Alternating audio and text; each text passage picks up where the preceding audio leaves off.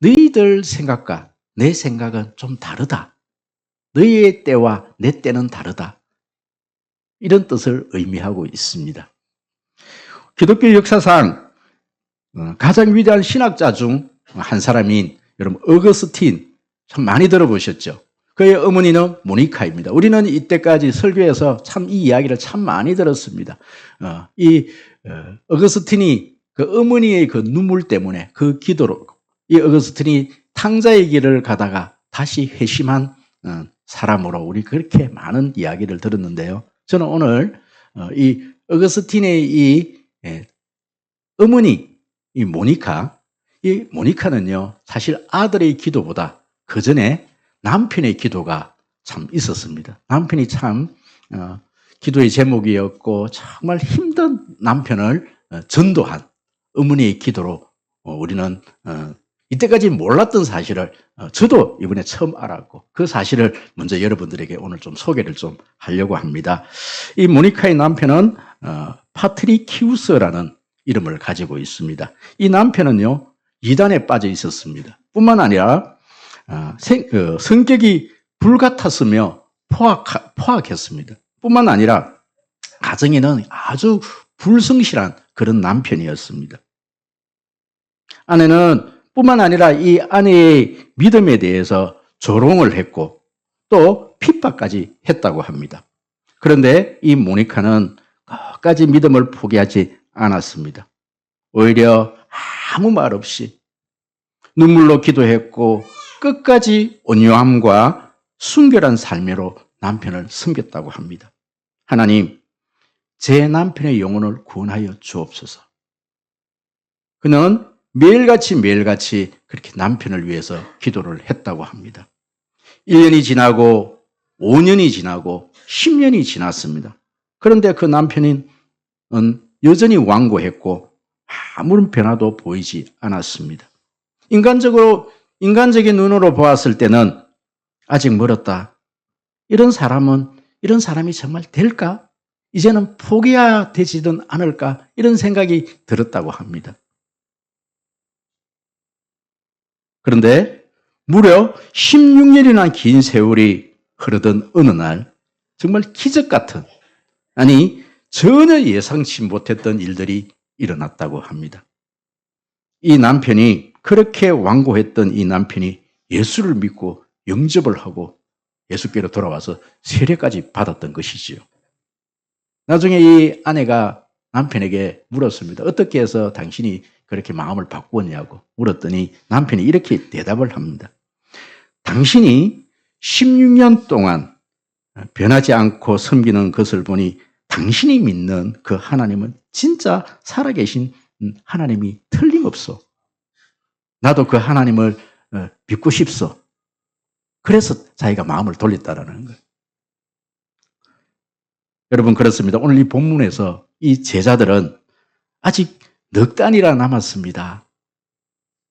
그런데 예수님은 아니다. 이미 헤어져 추수하게 된 이 영광의 밭이 있다. 그럼 이 말씀은요. 그냥 산술적으로 넉 달, 이미, 지금 이렇게 계산할 것이 아니라 하나님의 때와 하나님의 어떤 이루시는 그 때와 우리의 때, 우리의 생각의 그 시간의 때가 다르다. 그 의미입니다. 그럼 지금 제가 들었던 이 이야기가요. 참 먼 옛날 그런 역사 속에 일어났던 그런 이야기로 들리실지 모르겠지만 이 이야기는 지금 우리 현실 속에 일어나는 이야기들이죠. 저는 어저께 어느 집사님과 이렇게 대화를 좀 나눈 적이 있습니다. 집사님은 꽤 연세가 많으신 분입니다. 그런데 이 집사님이 며칠 전에 방문을 닫고 펑펑 울었다라는 거예요. 왜 울었던 이유가 뭐냐면 하나님께서 나를 사랑하신다는 게 깨달아졌다는 거예요. 그게 막 느껴지는 순간 혼자서 방문을 잠그고 그렇게 울으셨다는 거예요. 하나님은 절대 나를 이제 버리시지 않는구나. 제가 알고 있기로는요. 그 아내 분이 그렇게 평생을 저는 기도한 걸로 저는 알고 있습니다. 이제 그것이 깨달아져. 여러분 우리 집사님은요. 이 지금 16년보다 훨씬 많은 기간 동안 아내의 기도가 있었고 주변에 많은 분들이 기다리고 기도가 있었던 것이지요. 여러분 그렇습니다. 여전히 우리는 모니카처럼 남편을 위해 자녀를 위해 눈물 흘리며 기도하던 그런 분이 계십니다. 아직 때가 멀었나? 우리 남편은 도저히 불가능한가? 우리의 자녀들은 아직까지 멀었나? 포기해야 되나? 여러분 이런 어떤 마음을 가지신 분들도 있을 줄 압니다. 여러분 끝까지 포기하지 않기를 바랍니다. 끝까지 낙심하지 않기를 바랍니다. 하나님께서는 저와 여러분들을 하나님 자녀로 부르셨습니다. 아멘. 뿐만 아니라 저와 여러분을 제자로 군사로 부르셨습니다.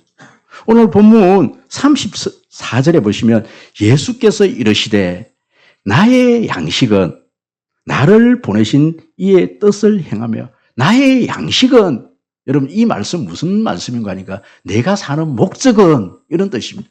내가 이 땅에 온 목적은 예수님이 이 땅에 오신 목적은 이 말씀은 다른 말씀으로 다른 어떤 표현으로 말씀을 드리면 저와 여러분들이 오늘날 이 세상에 살아야 될 존재의 이유는 교회가 이 세상에 존재해야 될 존재의 이유는 여러분 이런 뜻입니다.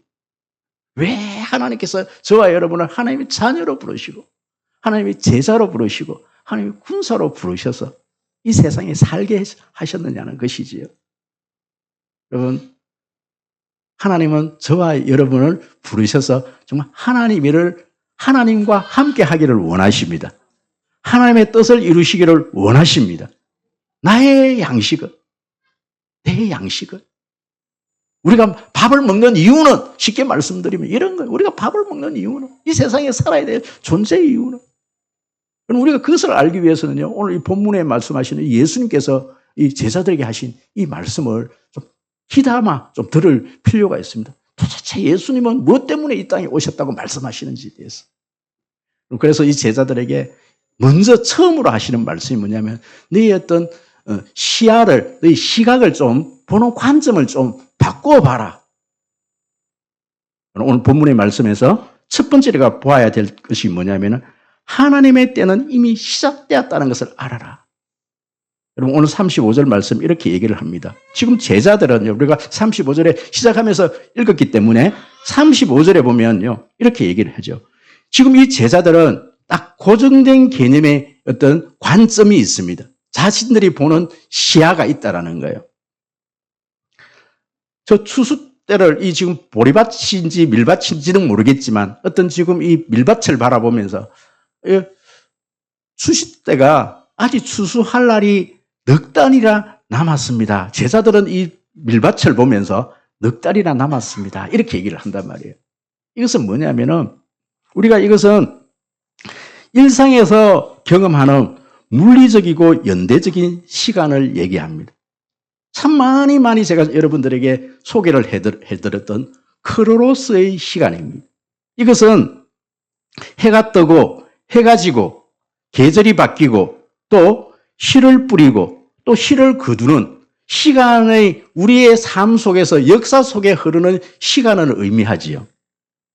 인간의 계산과 상식 안에 갇혀있는 시간을 말을 합니다. 여러분 그렇지요. 씨를 뿌리면 반드시 여러분 보리씨를 뿌리면 몇 달 후에 곡식을 거둡니까? 몇 달이 지나야 될까요? 8달입니까? 이걸 제가 계산하고 와야 되는데 몇 개월요? 자, 그렇다면 지금 이 제자들이 본 것은 아주 지금 넉 달 전에 보리가 막 이렇게 막 파릇파릇 올라온 그 상태를 본 것 같습니다. 그렇죠? 왜냐하면 넉 달 후에 추수가 있다고 이렇게 얘기를 하니까 그 보리밭을 바라본 거예요. 맞지요? 보리를 뿌리고 나면은 지금 8달 전에 씨를 뿌리고 이제 넉 달이 흐르고 난 다음에 보리가 파릇파릇 올라오니까 이제 넉 달이 지나야만이 추수할 때가 되었습니다. 추수할 수 있습니다. 제자들은 지금 보리밭을 보고 있는 거예요. 지극히 현상을 보고 있고 지극히 당연한 것을 보고 있고 지극히 당연한 대답을 하고 있습니다. 그럼 보리의 씨를 뿌리고 나면 그렇게 자라고 난 다음에 이렇게 푸릇푸릇하게 올라와서 넉 달이 지나면 다시 넉 달이 지나야만 추수할 수 있습니다. 지극히 정상을 보고 있고 현상을 보고 있는 것이지요. 그런데 우리 주님은 뭐라 그러십니까? 네 눈을 들어 무엇을 보라? 다른 밭을 봐라. 네가 지금 보고 있는 그 보리밭을 보지 말고 뭘 바라봐라? 휘어진 밭을 봐라. 이 세상 밭을 한번 바라봐라. 네 시각이, 네 관점을 다른 데로 한번 돌려봐라. 지금 이 얘기를 하고 있는 거예요. 이 시간은 크로노스의 시간이 아니라 하나님의 시간, 하나님의 때, 카이로스의 시간, 하나님의 은혜의 때. 여러분, 이 카이로스의 시간은 뭐냐면 하나님의 역사가 개입되는, 하나님께서 목적을 이루시기 위해서 하나님께서 운영하는 그 시간의 때를 말합니다. 네 눈을 들어서 네 인간적으로 바라보는 그 추수할 때를 넉 달 후에 있을 그 때를 바라보는 것이 아니라 하나님의 때를 바라봐라. 그런데 우리 하나님의 때는 뭐라 그럽니까? 지금 이미 추수할 때가 휘어진 곡식이 지금 많이 있다. 그걸 한번 봐라는 거예요. 제자들은 아닙니다. 넉 달 지나야 됩니다. 보리밭을 바라보고 있는데 우리 주님은 아니다. 지금 추수할 곡식들이 있다. 이렇게 얘기를 하는 거예요. 지금 우리 주님이 말씀하시는 것은 보리를 보고 얘기하는 겁니까? 아니에요. 이 세상을 바라보고 우리 영혼들을 바라보면서 완전히 다른 관점에서 지금 얘기를 하고 있는 것이죠. 여러분, 눈을 뜨십시오. 지금 눈 감고 계시면 눈을 뜨십시오. 눈을 뜨셔야 합니다. 여러분, 영적인 눈을 뜨셔야 합니다. 현상만 바라볼 것이 아니라, 보리밭을 바라볼 것이 아니라, 이 세상에 정말 휘어져 있는 영혼들의 이 밭을 바라볼 수 있어야 합니다. 여러분, 존 칼빈은요, 이 구절에서 하나님은 정하신 때에 택하신 자들을 반드시 부르시며, 그때는 인간의 산술적인 계산이 아니라 오직 하나님의 영원하신 작정과 섭리의 때이다. 아멘. 창세기 19장에 보면 심판의 때를 기다리고 있는 롯 이야기가 나옵니다. 하나님의 천사들은 롯에게 당장 이 성을 떠나라, 이 성을 빠져나가라고 그렇게 말씀을 합니다. 그런데 16절에서 롯의 상태를 한 단어로 이렇게 이야기를 합니다. 롯이 지체하매. 자꾸 롯이 머뭇머뭇거리고 있는 거예요. 롯이 그 소돔성을 떠나지를 못하고 있어요. 왜요?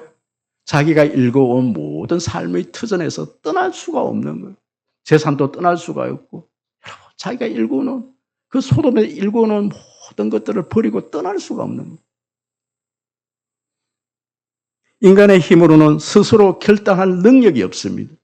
인간의 스스로는 그 소돔성을 빠져나오겠다고 그것을 다 내려놓을 수 있는 그런 어떤 결단의 힘의 능력이 없는 거예요.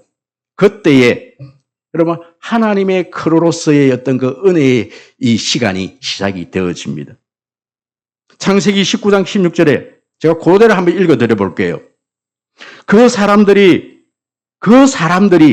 롯의 손과 그 아내의 손과 두 딸의 손을 잡아 인도하여 성 밖에 두니 여호와께서 그에게 자비를 더하심이었더라. 여기서 그 사람들은 천사를 통해서 강권적으로 하나님께서 롯의 아내와 롯의 이 딸들을 강권적으로 끄집어내갖고 그 성 밖으로 끄집어내버린 거예요. 아멘? 여러분, 내가 결정하는 것이 아닙니다. 내가 그 구원을 결정하는 것이 아니라 하나님의 은혜의 시간이, 하나님의 은혜의 개입이 우리 삶 속에 들어와야 합니다. 여러분, 그 하나님의 은혜의 시간, 하나님의 일하심이 여러분 보이십니까? 그것을 보라는 거예요. 하나님이 어떻게 지금 일하고 계시는지 그것을 한번 보라는 거예요. 그들은 자꾸만 밀밭을 바라보고 보리밭을 바라보고 네 현실만 바라보지만 하나님은 그 지금 보리밭을 두고 하는 얘기가 아니라 지금 네 가족들과 지금 이 세상 밖에 있는 정말 하나님께서 구원하기로 계획해 놓으신 그 영혼들을 바라보면서 휘어진 그 어떤 영혼들을 네 영적인 눈으로 한번 봐라. 이렇게 말씀을 하시는 것이지요. 여러분 그것이 보이십니까? 그게 보이십니까? 영적인 세계가 보이십니까? 우리 주님은 그것을 지금 바라보라. 네 시각에 네 지금 관점을 좀 바꾸어 보라. 이렇게 말씀을 하는 것이죠. 여러분, 그렇습니다. 우리는 우리의 삶 속에서 얼마나 자주 하나님 아직 때가 멀었습니다. 아직 추수할 때가 멀었습니다. 이렇게 말을 하고 있는지 모릅니다.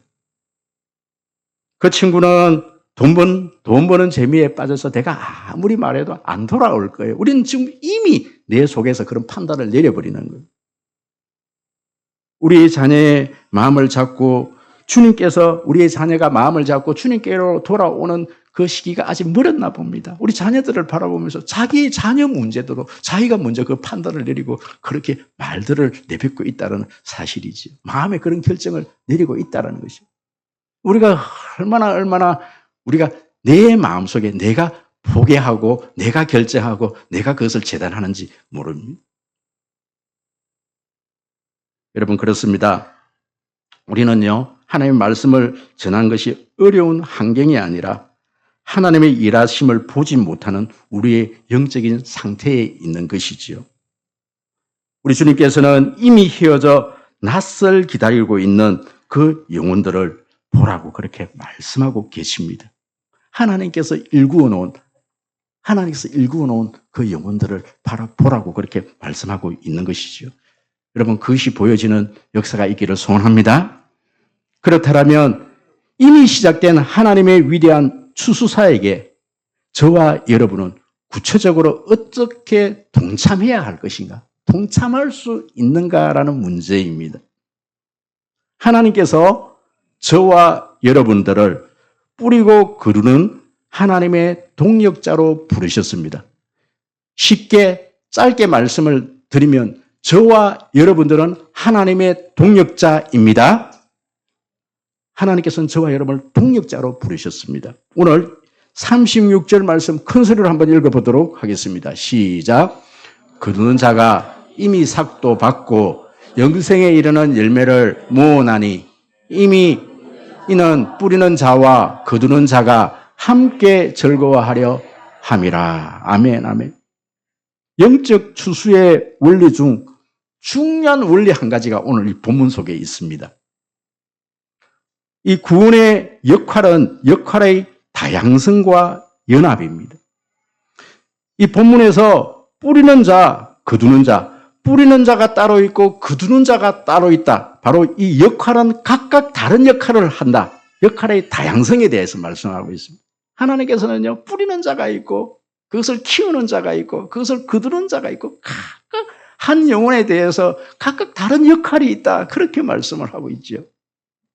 뿐만 아니라 그 한 영혼이 돌아왔을 때 그 구원의 기쁨을 누리는 것은 함께 합니다. 우리가 함께 즐거워한 것이다. 그 즐거움은 동일하게 똑같이 누리는 즐거움이다. 이렇게 얘기를 하는 거예요.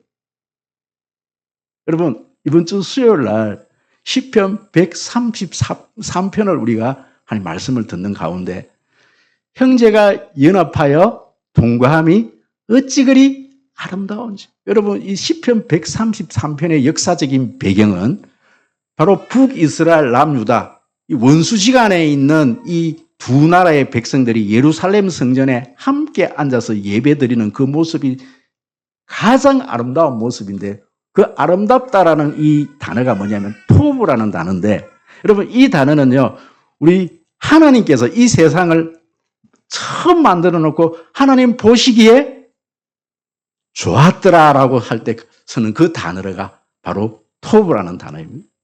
함께하는 모습을 하나님께서 너무 좋아하셨다. 하나님께서 사람을 만들어 놓고 하나님께서 심히 좋았더라. 여러분 이 좋았다는 말은 뭐냐면 완벽한 상태를 바라보시면서 하나님께서 즐거워하는 모습입니다.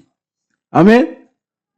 여러분 오늘 이 지금 이 본문의 이 함께하는 연합, 하나님께서 한 영혼을 여러 각 사람들이 협력해서 각각 역할을 감당해서 한 영혼이 돌아올 때 그 즐거움, 하나님께서 함께하는 그 즐거움이 즐겁다라는 이 단어가 뭐냐면 하나님께서 보기에 좋았더라, 심히 좋았더라.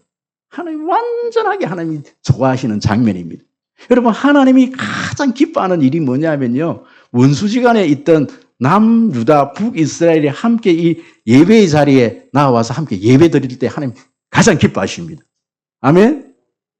뿐만 아니라 하나님께서 한 영혼을 두고 각각의 역할을 해서 서로 함께해서 연합해서 한 영혼이 구원받는 모습을 보고 즐거움에 동참하는 그 모습을 보고 하나님께서 가장 기뻐하십니다. 그런 뜻입니다. 그럼 우리 사람이 제일 되는 목적, 우리 인생이 살아야 될 목적이 뭐냐면 하나님의 기쁨을 위해서 아니겠습니까? 우리가 하나님의 기쁨을 위해서 이 자리에 앉아 있는 거예요. 이 예배의 자리에 앉아 있는 거죠. 뿐만 아니라 이 세상 밖으로 나가고 영혼 구원할 때 하나님은 그 기쁨을 우리와 함께 하시겠다. 그렇게 말씀하고 있는 것이지요.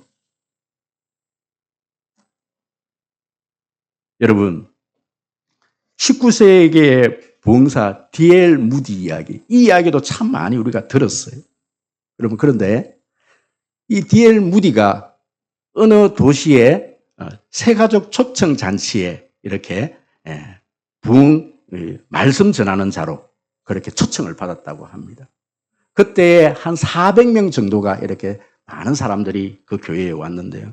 이 D.L. 무디 목사님이 첫날 낮에 예배에 참석하고 깜짝 놀랐던 너무나 지금 이 분위기가 삭막하고 뭐 무서울 정도로 이 영적인 분위기가 잡히질 않는 거예요. 그래서 어떡할까 기도를 하는 가운데 야 오늘 저녁에는 어떡하지 그러면서 여러분 저녁 집회에 참석을 했는데 저녁 집회는요 낮과 완전히 다른 분위기로 놀라운 역사가 일어나기 시작하는 거예요. D.L. 목사님의 별 어떤 말씀도 뭐 별 말씀이 아닌데 평소 전했던 말씀인데 회개의 역사가 일어나고 막 영접하는 역사가 일어나고 뒤집어지는 역사가 일어나는 거예요.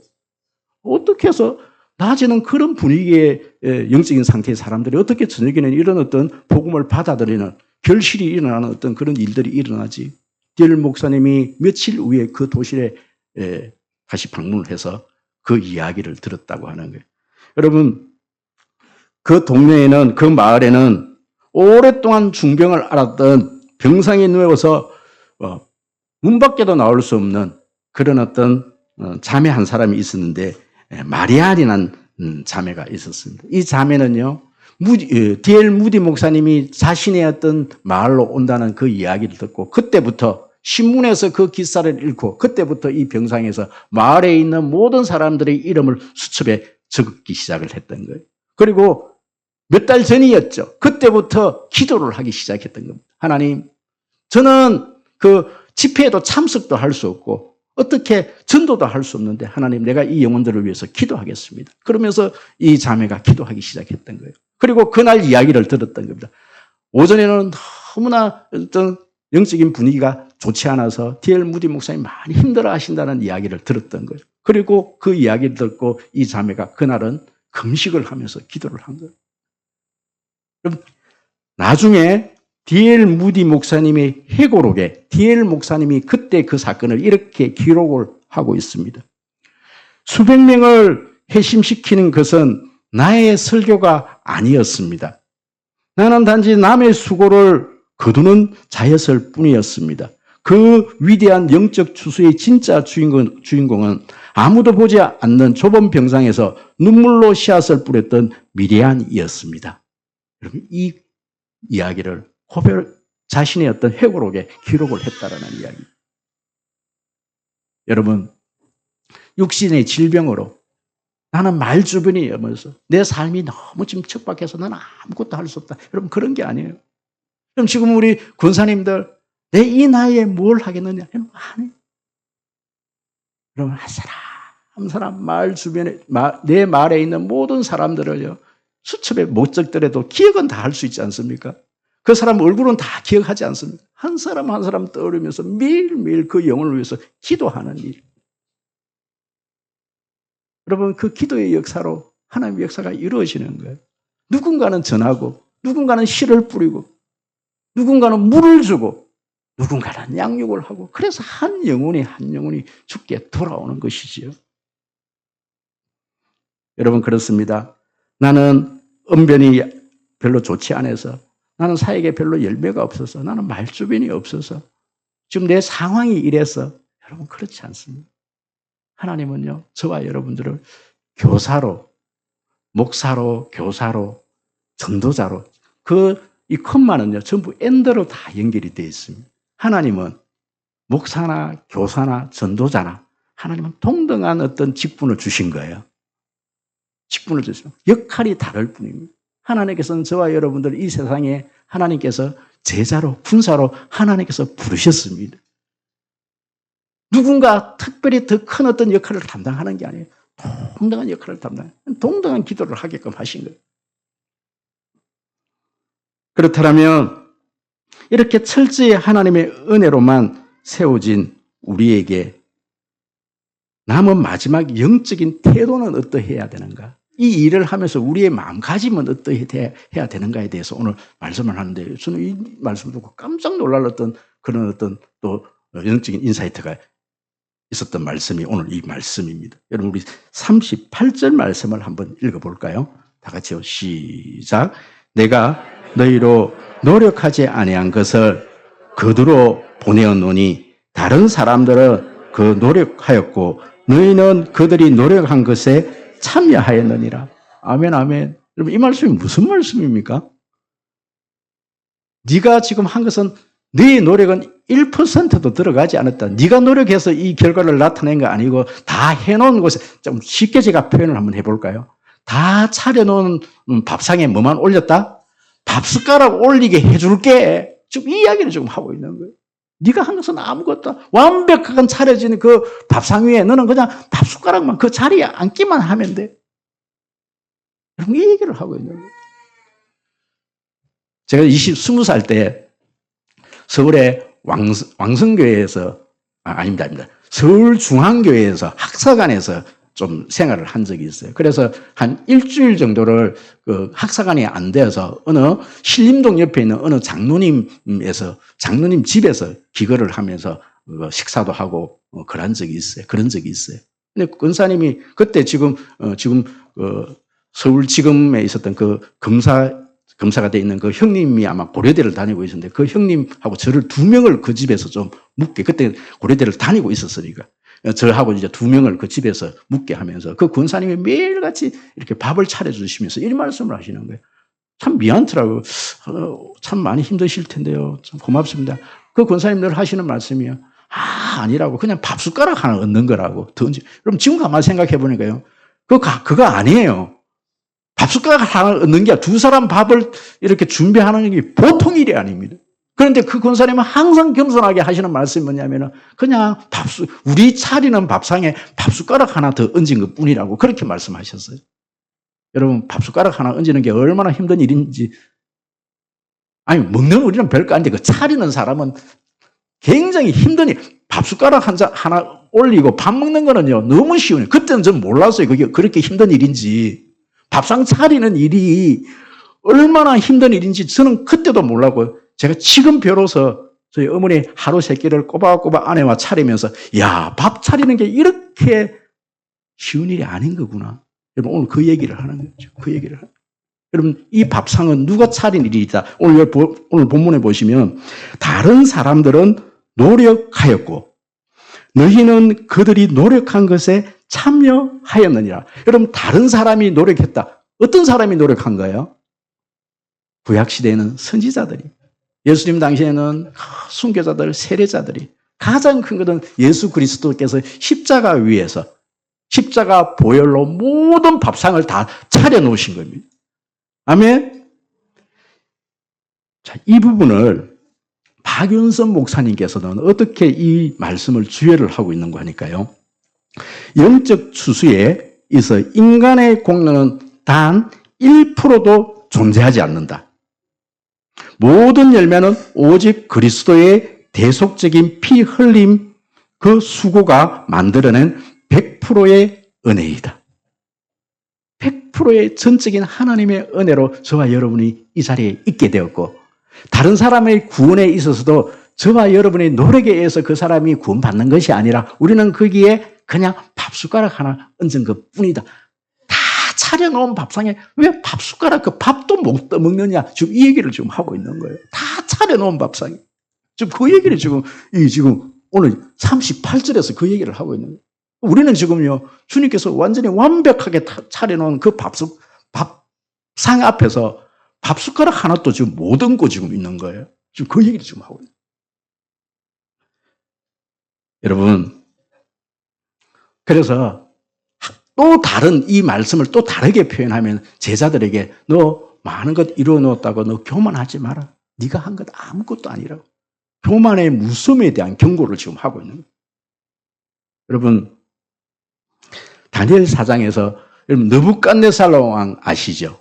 이 느부갓네살 왕이 이 바벨론의 그 큰 성 바벨론을 보면서 다니엘서 4장 30절에서 이렇게 이야기를 했습니다. 이 큰 바벨론은 내가 내 능력과 근세로 건설하여 나의 영광을 나타낸 것이 아니냐. 여러분, 이렇게 말을 하고 난 그 다음 날에 바로 이 느부갓네살 왕이 미치광이가 돼버려갖고요. 저 방에서 풀을 뜯어먹고 사는 사람이 돼버린 거예요. 하나님께서 그냥 그 자리에서 치워버린 거예요. 그 이글고 놓은 것을 내 영광을 위해서 만들어 놓은 것이 아니냐고 그렇게 입 밖으로 내는 순간 하나님께서 그렇게 만들어 버린 거예요. 그런데 여러분 고린도전서 5장 10절에 보면 이 바울의 고백을 한번 보십시오. 내가 모든 사도보다 더 많이 수고하였으나 내가 한 것이 아니요 오직 나와 함께 하신 하나님의 은혜로다. 여러분 우리가 직장에서 돈을 벌고 월급을 받고 또 학생들이 막 열심히 공부를 해고 무슨 성과를 내고 물론 사실을 참 그렇게 이야기하고 싶죠. 내가 이만큼 노력해서 이것을 읽었습니다. 이렇게 이야기하고 싶죠. 그런데 하나님 그거 아니라고 그렇게 말씀하시죠. 네가 한 게 아무것도 없다라고. 여러분 언제나 우리는 하나님 앞에서 하나님께서 하십니다. 나는 그게 그냥 밥 숟가락 하나 얹었을 뿐입니다. 이런 고백이 있어야 합니다. 하나님께서 이런 말씀을 좀 맺으려고 합니다. 인간의 눈으로 아직 우리는요, 내 어떤 시야에 가려서 우리는 보리밥 밀반만 바라보는 우리에게 눈을 들어서 너 좀 이 눈을 들어서 네 어떤 관점을 좀 달리 해봐라. 하나님의 때가 이미 시작된 저 추수밭을 한번 봤으면 좋겠다. 그렇게 말씀을 하고 계시죠. 뿐만 아닙니다. 하나님이란 결코 네 혼자만의 문제가 아니다. 그렇게 말씀하십니다. 여러분, 우리는 함께 해야 합니다. 영혼 구할 때는요, 영혼 구원하는 이 일에, 이 예배 드리는 이 일에는요, 절대 내 혼자가 아닙니다. 우리는 함께 해야 합니다. 뿐만 아닙니다. 우리는 언제나 그 일들을 이루고 난다면 하나님, 내 노력은 0.001%도 내 노력은 이 속에 들어있지 않습니다. 전적인 하나님의 은혜입니다. 여러분 이렇게 고백해야 합니다. 마지막 정리합니다. 민스터 신앙 고백서 정말 중요한 이 고백서 위에 고백서가 우리의 삶에 굉장히 지표가 되어지는데 그 첫 번째 질문이 뭐냐면 사람의 제일 되는 목적이 무엇이냐? 여러분 그 대답이요. 하나님을 영화롭게 하고 영원토록 그를 즐거워하게 하는 것이다. 여러분 오늘 이 본문에서 24절에서 예수님께서 나의 양식은 내가 이 땅에서 밥을 먹는 이유는 내가 이 세상에 존재해야 될 이유는 바로 이 하나님의 영광을 위해서다. 영혼 구원하기 위해서다. 여러분 하나님의 영광이 영혼 구원이다. 이렇게 얘기를 하고 있다는 사실이죠. 여러분 나에게 주신 하나님의 어떤 이 생명을 이 세상 저 휘어진 저 밭을 향해서 하나님께서 나를 도구로 사용해서 제자로 군사로 하나님께서 우리를 사용하시기를 원하십니다. 기도드리겠습니다.